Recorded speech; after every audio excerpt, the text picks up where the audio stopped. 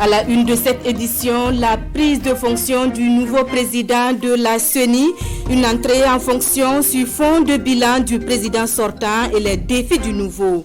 Un nouveau président qui salue les mérites de son prédécesseur. Passation de charge en images à tout à l'heure. Lutte contre le Covid-19 au Burkina, les deuxièmes doses d'AstraZeneca sont arrivées. L'administration de cette deuxième dose se fait dans un contexte international marqué par la recrudescence de la pandémie et surtout la hausse du prix de vente de certains vaccins, lesquels vous en saurez davantage dans quelques instants. Elle se nomme Messi Fatimata Tamboura et fait parler d'elle dans le milieu du football féminin. 2 fois meilleure joueuse, elle est la pièce maîtresse de l'équipe féminine de l'USFA. Son portrait en fin d'édition. Bonjour, ravi de vous retrouver pour une semaine d'actualité sur la télévision du Burkina.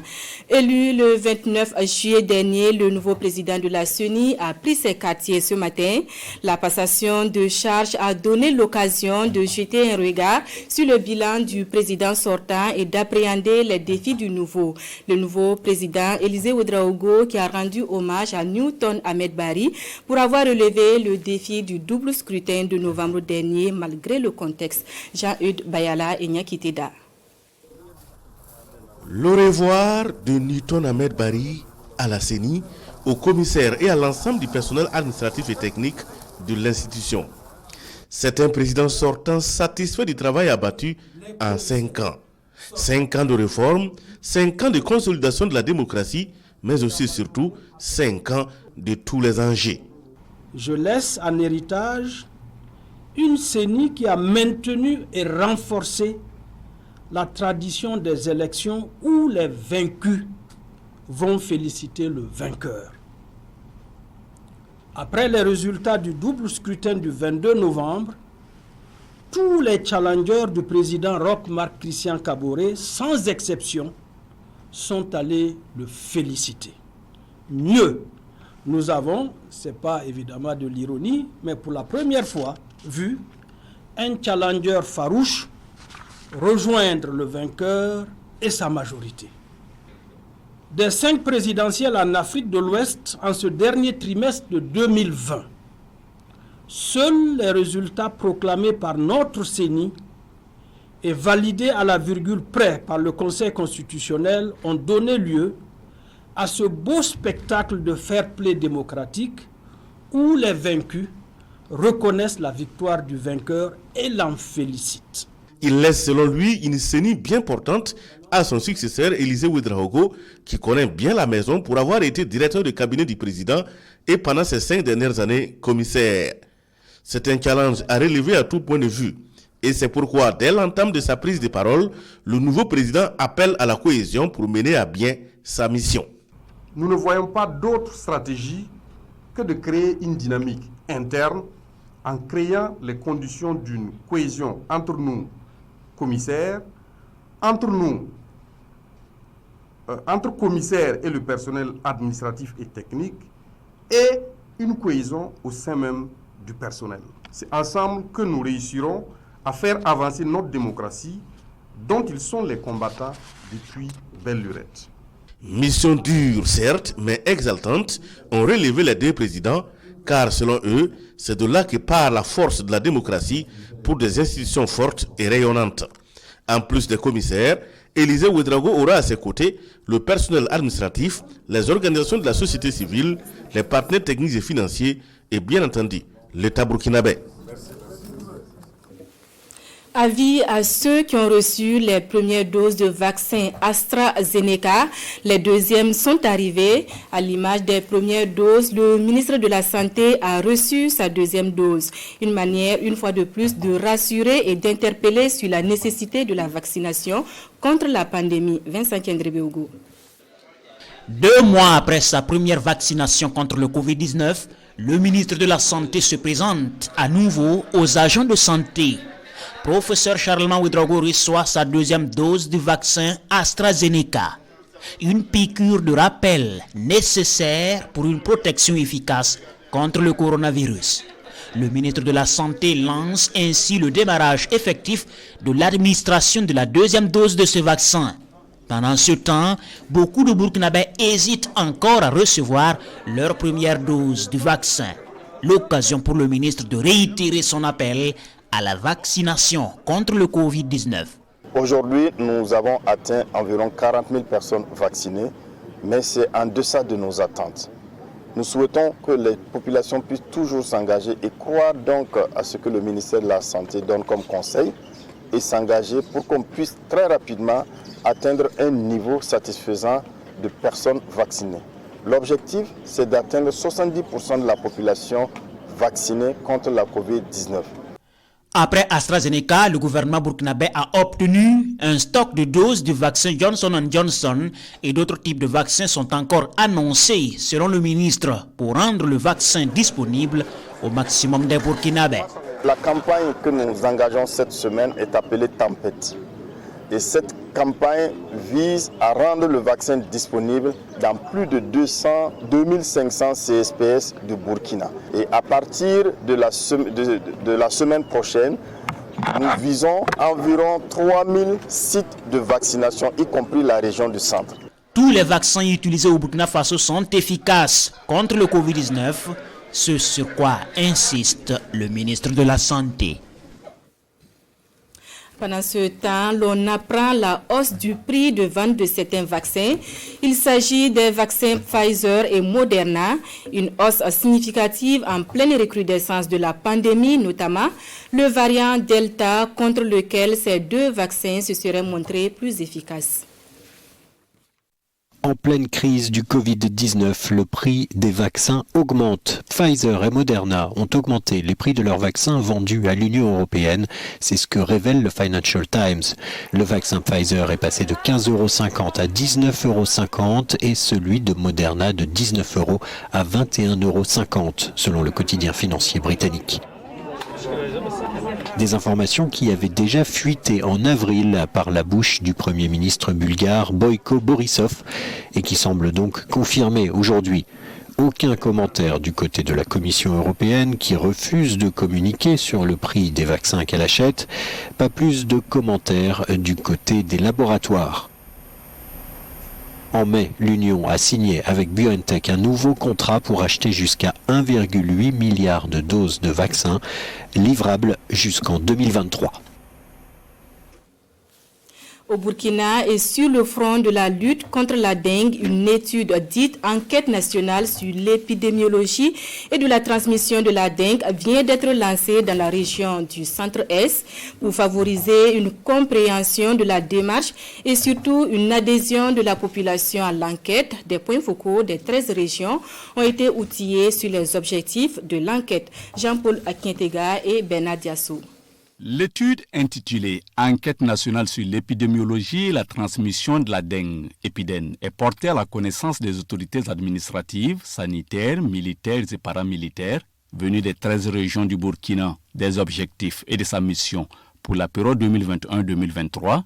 Épidène va fournir des bases techniques pour des mesures de lutte contre la dengue et surtout préparer les services compétents en la matière à une meilleure surveillance et riposte aux probables épidémies de dengue au Burkina. Classée par l'Organisation mondiale de la santé comme étant l'une des maladies tropicales négligées, MTN, la dengue est causée par un flavirus transmis à l'homme par la piqûre des moustiques appelés Aedes. Et depuis 2013, la dengue est devenue une préoccupation pour le Burkina avec des flambées épidémiques en 2017 qui ont malheureusement occasionné des décès. L'étude épidémique va être constituée par deux volets.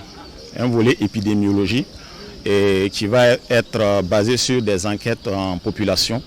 Et au cours de ces enquêtes, nous allons passer dans les différents ménages. Les enquêteurs vont passer dans les ménages dans les 13 régions du pays, en milieu rural et en milieu urbain, pour pouvoir faire un dépistage de dengue au niveau des populations. Et dans les concessions qui seront sélectionnées à cet effet, des entomologistes y mèneront des investigations afin de pouvoir identifier, dans un premier temps, le moustique de la dengue, mais aussi faire des tests avec les insecticides. Cela permettra, selon les acteurs du domaine, d'avoir des données en cas d'épidémie de dengue, de savoir quel type d'insecticide utiliser pour venir à bout de l'épidémie. Autre point de l'actualité et nous vous invitons à jeter un regard sur le bilan à mi-parcours des objectifs prioritaires du ministère de la Communication. Le conseil d'administration du secteur ministériel se tient depuis ce matin et c'est sur fond d'évaluation de la contribution du ministère à la consolidation de la cohésion sociale. Amadou Ilboudo et Mounira Kiri. La vision du ministère de la Communication et des Relations avec le Parlement est connue. Communier pour le développement afin d'éliminer la pauvreté et améliorer la résilience des populations face aux crises sécuritaires et alimentaires. À cela s'ajoute cette autre ambition, celle qui consiste à défendre et promouvoir l'image du Burkina durement impactée par le terrorisme. Deux priorités, objets de réflexion à ce conseil d'administration. Il s'agit d'une part de faire en sorte que nous puissions bâtir la communication au cours des défis, autour d'un objectif de renforcer les capacités des populations, c'est-à-dire donner une fonction utile à la communication et pour faire en sorte que nos populations soient mieux outillées pour faire face à un certain nombre de défis. Et il y a lieu donc effectivement aussi d'adresser des actions à partir d'une stratégie bien élaborée pour faire en sorte que le Burkina Faso reste ce pays qui a toujours brillé, reste ce pays qui attire les investisseurs, reste ce pays qui attire les grands événements culturels. Les échanges sont surtout orientés sur la contribution du département à la promotion de la cohésion sociale. Ce vivre ensemble mis à mal par endroits par l'hydre terroriste. Les actes terroristes, l'insécurité a pu par moments donc jouer, sinon perturber notre légendaire vivre ensemble. Et les communicants, la communication, les journalistes, les médias demeurent donc un maillon important dans le rétablissement donc de cette cohésion sociale. Donc au cours de ce CASEM, un débat va se mener pour voir comment notre département peut aussi donc contribuer au retour, sinon à la consolidation de la cohésion sociale. Un autre défi que se donne le département, travailler à renforcer la liberté de la presse au Burkina. Toutes ces ambitions sont soumises à réflexion au cours de cette session dont l'objectif premier consiste à examiner et adopter le rapport d'activité et financier du ministère de la Communication et des Relations avec le Parlement. Évaluation également à mi-parcours du projet de renforcement du dialogue social et religieux au sein des communautés du Nord et du Centre-Nord, un projet qui met au cœur de sa stratégie les mécanismes endogènes et institutionnels de dialogue pour renforcer le tissu social. Sur la rencontre, nous en savons davantage avec Maxime Zongo. Dans une société marquée par la dégradation persistante de la situation sécuritaire aux multiples conséquences, 4 partenaires œuvrant dans l'humanitaire se sont donné la main afin d'apporter leur contribution à l'apaisement du climat social.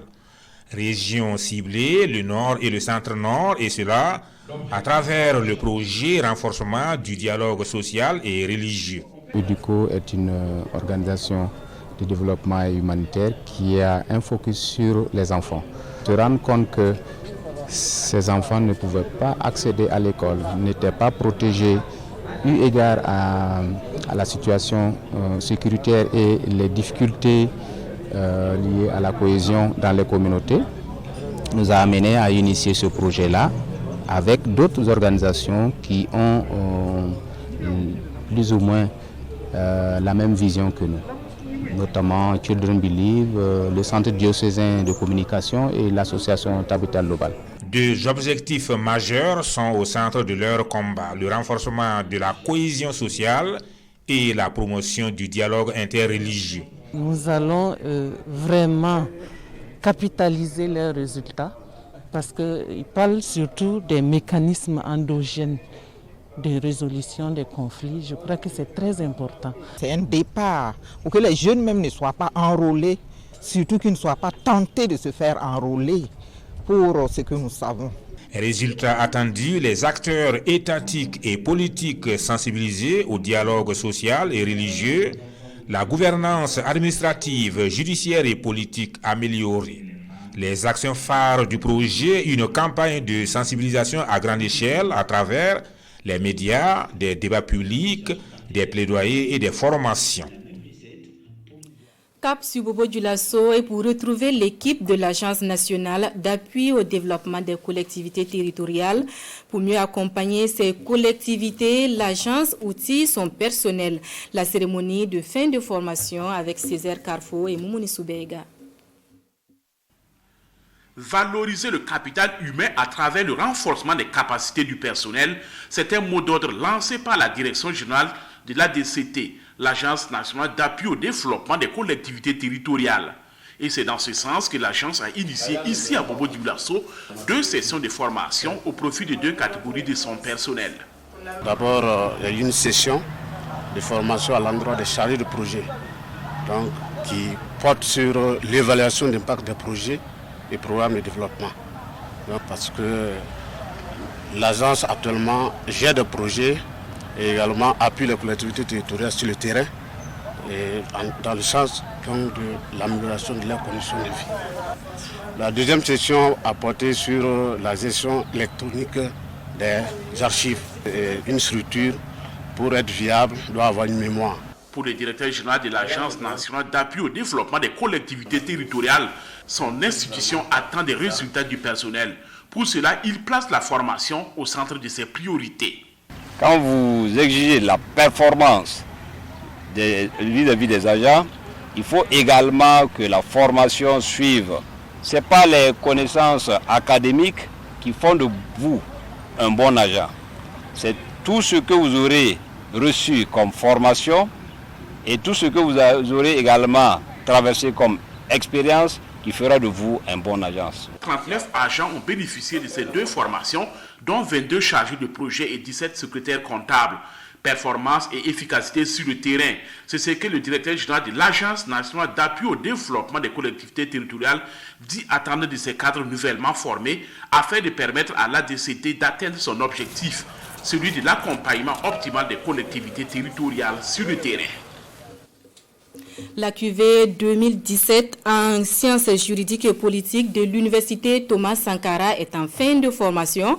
Ils sont environ 400 étudiants nantis d'une licence. Ils ont pris comme nom de baptême professeur Abdoulaye Soma en hommage au parcours de l'homme. Le récit de la cérémonie de fin de formation avec Bernard Kombelem et Pascal Kané.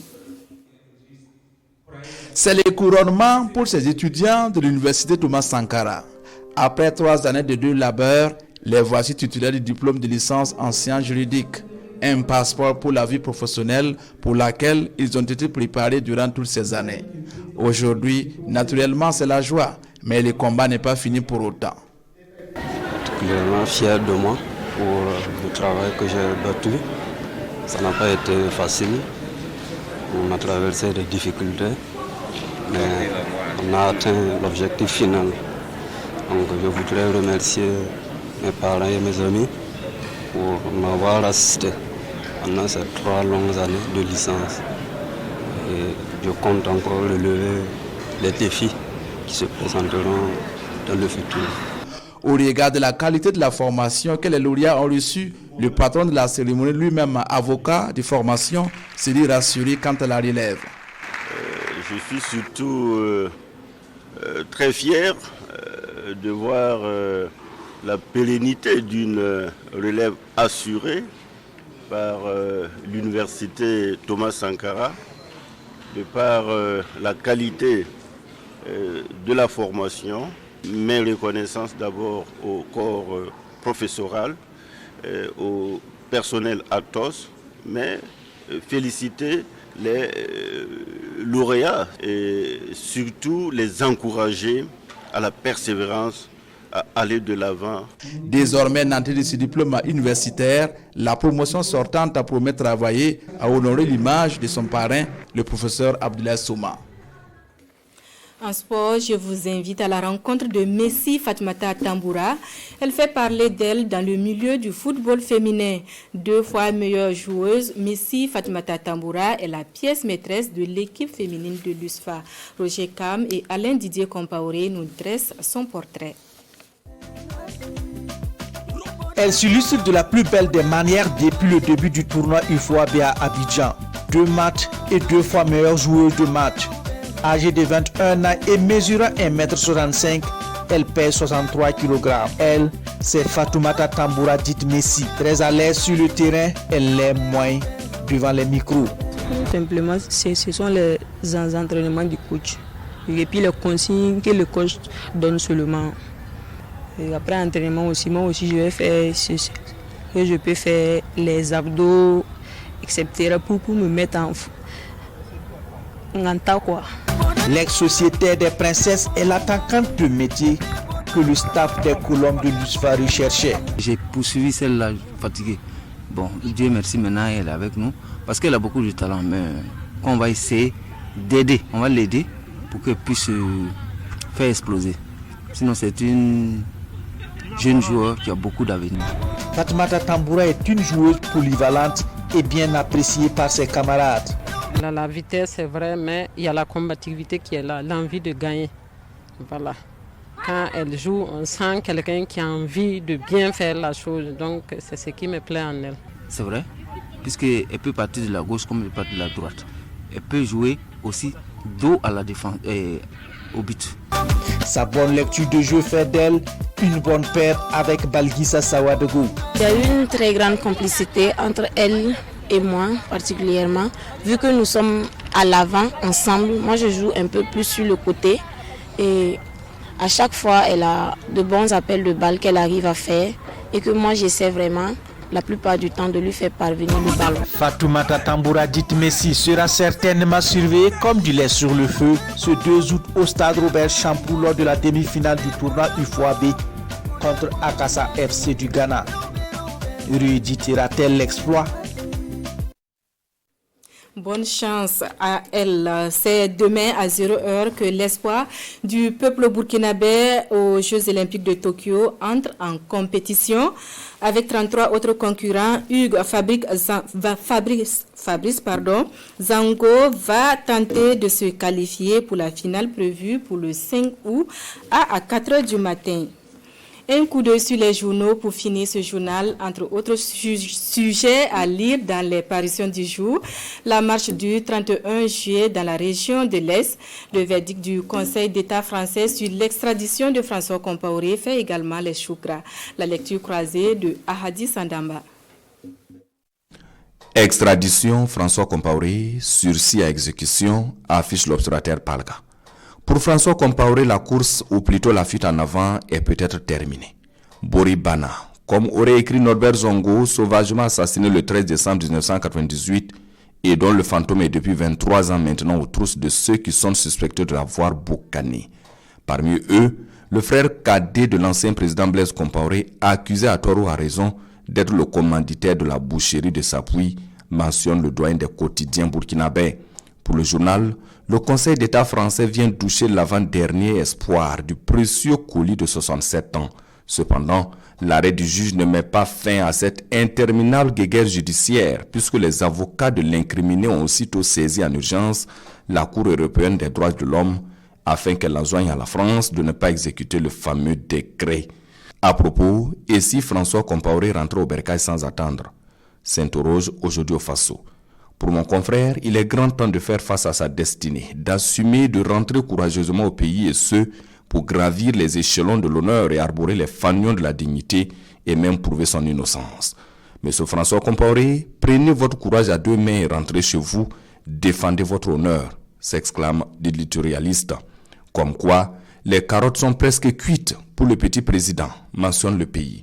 Pour le journal, les choses peuvent aller très vite et le frère cadet de Blaise Compaoré peut se retrouver devant le juge burkinabé plus tôt que lui-même ne l'imagine. Mais on est encore théoriquement loin de la fin du feuilleton avec cette possibilité que l'ultime décision dans cette saga judiciaire soit rendue en 2026, conclut le pays. Autre titre du jour, la marche de protestation des populations des 5 provinces de la région de l'Est le samedi dernier. À l'appel du mouvement Ougoulumfi, les populations de Fadam-Gourma et celles des autres provinces ont battu le pavé pour exprimer leurs préoccupations face à la situation de la région.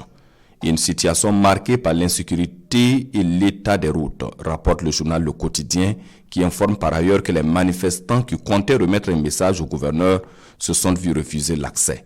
C'est pourquoi les manifestants sont remontés contre le gouverneur, mentionne le pays.